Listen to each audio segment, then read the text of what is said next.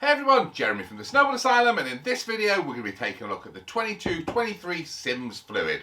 If you're looking for a freestyle focus board that combines true ride anything versatility with a more playful ride, all without sacrificing any out and out performance, then the Fluid could just be the perfect board for you.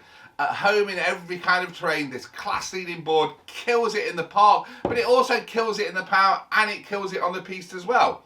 Built around a state-of-the-art twin-tip shape, the Fluid delivers a really well-balanced ride, so no matter what you ride, you're always going to feel in complete control. This is then matched with Sims' versatile M Pop Camber. This innovative camber features an overall rocker profile with poppy cambers under the feet, allowing the Fluid to deliver outstanding float in the pow while still delivering a smooth and balanced hook-free ride for park days. The fact that it delivers that performance while still being really easy and effortless to ride really does underline just how good the Fluid is. Now if we take a look at the Fluid's construction, it's easy to see why it outperforms most other boards in its price point. Heading this up is the Mod 1 core. This North American sourced popular wood core delivers the perfect balance of pop and durability and is the ideal foundation for the Fluid's versatile ride. To this, Sims then add their Bitex biax glass structural layers. These create a slightly softer torsional flex, giving the board its more playful nature. However, to give the Fluid a more poppy and powerful flex through the length, Sims add a 20mm carbon stringer that runs tip to tail. This adds snap to the board, creating a more dynamic flex without compromising any of the Fluid's playful nature. Now finishing off the Fluid is the ISO Sport Racing Base. This sintered 2000 base material is almost unheard of at this price point, and it gives the board a super fast glide and increased durability. So to sum up the Fluid, if you're after a board that's versatile, easy to ride when you want it to be, and responsive when you don't, a board that's going to deliver great performance without breaking the bank, then you really can't go wrong with the Fluid. So let's take a look in a little bit more detail at what makes this board tick. And I guess the obvious starting point has to be the shape. It's a true twin, so the nose and the tail are identical. The stance is centered in the middle, so the board rides the same both forwards and backwards. The lightweight tips and tail reduce the swing weight, and that is basically the amount of weight at the end that affects the inertia of the board. If you've got a lot of weight at the tips, when that board is spinning, it's going to carry on rotating. It's very hard to control. It also affects the way the board turns, because when the board is pushing through the turn, if you've got a lot of weight at the end, that weight is always trying to push the board out of the side cut, so out of the carve. So just getting rid of any excess weight just means it feels really predictable to ride pretty much all of the time. Now, in terms of width, comes in at a regular width. So the 138 is 23.5 centimeters, the 142 23.5 centimeters as well, and the 46 24.3 centimeters. What that's going to do is just give the board a really kind of dynamic edge-to-edge feel, so it's not going to feel slow when you're transitioning from toe side to heel side, and that's just going to give you loads of confidence when you're out riding on the piste.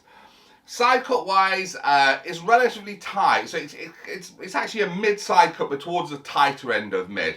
So the 138 comes in at a 6.8 meter side cut, the 42 a 7.1 meter side cut, and the 46 a 7.3 meter side cut. And what that's going to do, working in conjunction with that regular width, the board's going to feel really turny underneath your feet. So it's just going to feel a lot more livelier than you would expect for something that is relatively easy to ride. Now, one of the key features on this, and one of the things that makes it versatile and makes it easy to ride, is the profile. It utilises Sims' M Pop Camber, which I'll put this here and you can see what it is. So the M Pop Camber is really an overall rocker shape. So when you're riding, that rocker is going to lift these contact points clear of the snow, just give you a more hook-free overall feel. So it's just going to be really predictable and safe to ride. But what you've also got though is camber zones under the feet, if you look here. Now what those camber zones do is power up the side cut. So the real downside with a rocker board when you're turning is that the board is kind of almost in the arc of the turn naturally. You're not energizing that side cut, so when your speed starts to build up, it becomes unstable because there's nothing to hold the energy in there. By putting these camber zones under the feet here, when you drive into this, it's energizing that whole side cut, so the board feels really easy to ride and really easy to turn. but it also feels really, really secure in the turn. So you've got this kind of balance of just simpleness and confidence-inspiring performance, which just feels so good to ride. Now, in terms of construction, it really does step above a lot of other boards at this price point. So starts off with the Mod 1 core. So this is a US sourced poplar wood core. Now, poplar is the ideal wood for this kind of snowboard because it's got that perfect balance of pop, of durability, of weight. It's just the ideal foundation. To that, Sims then adds structural layers formed from biax glass. So the biax glass runs at 0 degrees and 90 degrees.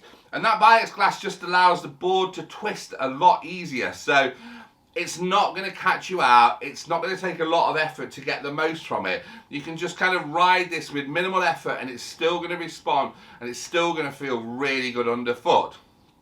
But, and this is the thing that marks it out from a lot of boards at this price point, they also add a carbon stringer. It's a 20mm wide carbon stringer that runs up through the center of the board. And that adds a little bit of pop and power to the board's length. So you've got that easygoing torsional flex, but you've still got loads of snap and loads of pop. So it just elevates it from just being a really simple board to ride to being a simple board to ride that's got some power to it, which is kind of fantastic. Now, in terms of the base material, again, steps up above what you would normally expect at this price point. It uses the Isosport racing base, and that's equivalent to a sintered 2000 P-Tex. And that's a really high quality base for this price point of board. It's a lot tougher than an extruded base. It's got better wax absorption for an extruded base. So keep this thing waxed and maintained and it's going to give you great performance all the time. So there you have it, the Sims Fluid. If you're after a freestyle focused board that rips across the whole mountain, that's really easy to ride, but also got some power and pop to it when you want to step up, the Fluid is the perfect choice.